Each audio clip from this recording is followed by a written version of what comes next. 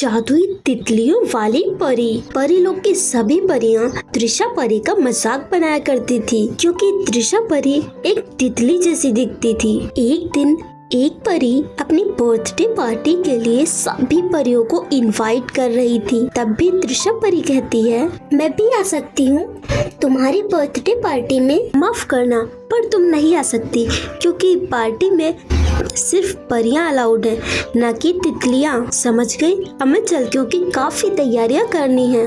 पर मेरी बात तो सुनो, कोई भी परी मुझसे बात नहीं करना चाहती, क्योंकि मैं तितली जैसी दिखती हूँ। सिर्फ इसलिए वो ऐसा कैसे कर सकती है? मेरा तो कोई भी दोस्त नहीं है। भी वहाँ एक तितली उड़ती हुई आती है। परेशान क्यों हो रही हो? कोई तुम्हारा दोस्त नहीं है तो क्या हुआ?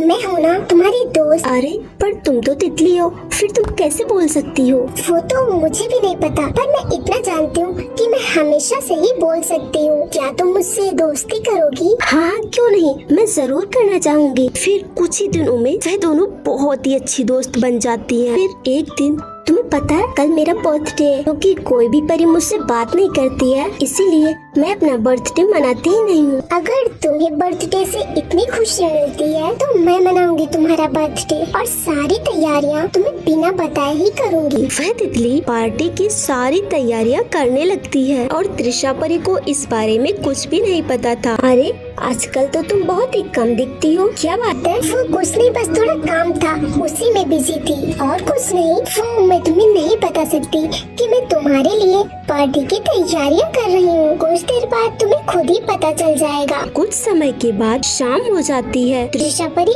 मेरे साथ चलो।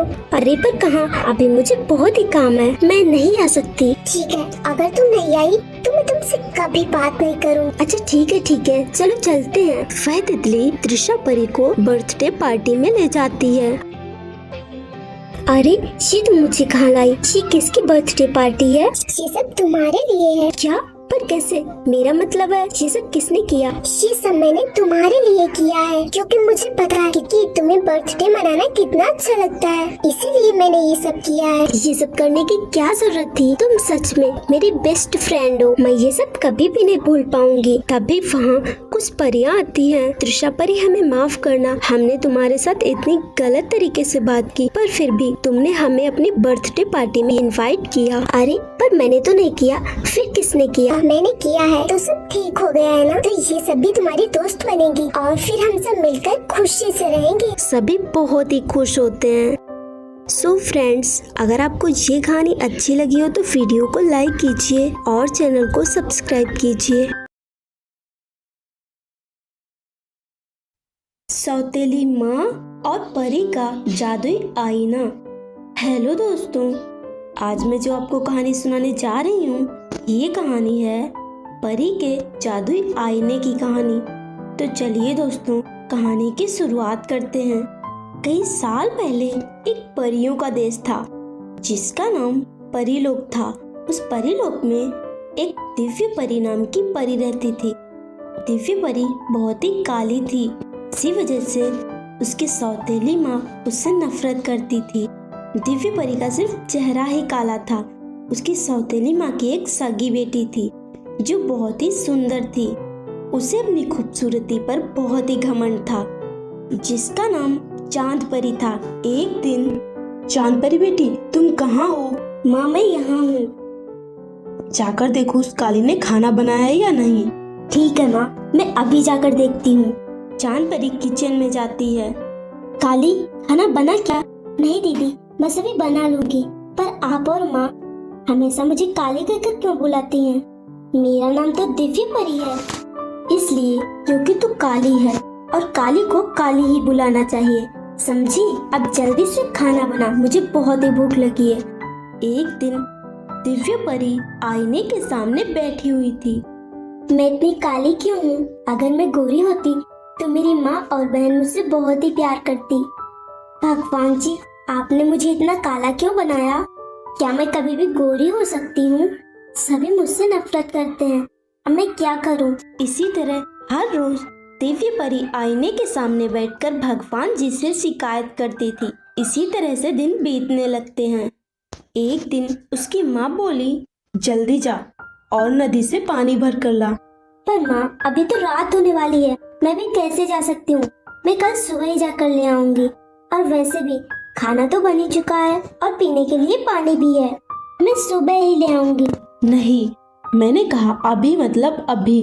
तुम अभी जाओगी वरना तुम्हें खाना नहीं मिलेगा, समझी?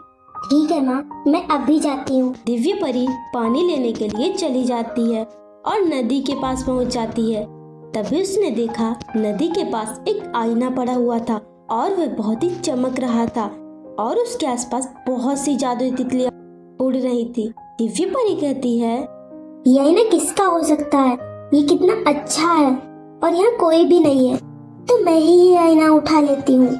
और वैसे भी ये देखने में कितना अच्छा लग रहा है, मैं इसे लेकर जाऊंगी। दिव्य परी वह आईना लेकर वहां से चली जाती है और पानी भरना भूल जाती है। वह जैसे ही घर पर पहुंची उसकी सौतेली माँ बोली, इतनी देर लगती है पानी लाने में और पानी कहाँ है? और तो ये आईना कहाँ से लाई है? इसे मुझे दे, मैं इस कबाड़ा आईने को बाहर फेंक कर आती हूँ। नहीं, मैं नहीं दूंगी, मैं इसे अपने कमरे में रखूंगी। तू क्या करेगी इसका? तू तो वैसे भी काली है, तुझे आईने की क्या जरूरत? नहीं माँ, मैं नहीं दूंगी। ठीक है, अगर तू ये आईना नहीं देगी तो मैं तुझे आज का खाना नहीं दूंगी। नहीं चाहिए मुझे खाना। दिव्य परी वह आईना लेकर अपने कमरे में चली जाती है और सो जाती है।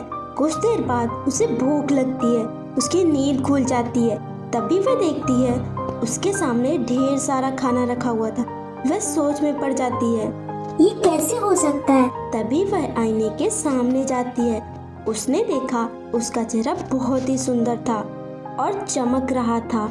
वह सोच में पड़ गई। तभी वह आईना बोलने लगा और बोला, मैंने ही तुम्हें इतना खूबसूरत बनाया है और मैंने तुम्हें खाना भी दिया है।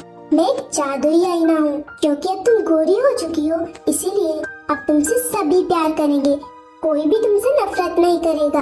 दिव्य परी बहुत ही खुश हुई। फ्रेंड्स, अगर आपको ये कहानी अच्छी लगी तो वीडियो को लाइक कीजिए और चैनल को सब्सक्राइब कीजिए।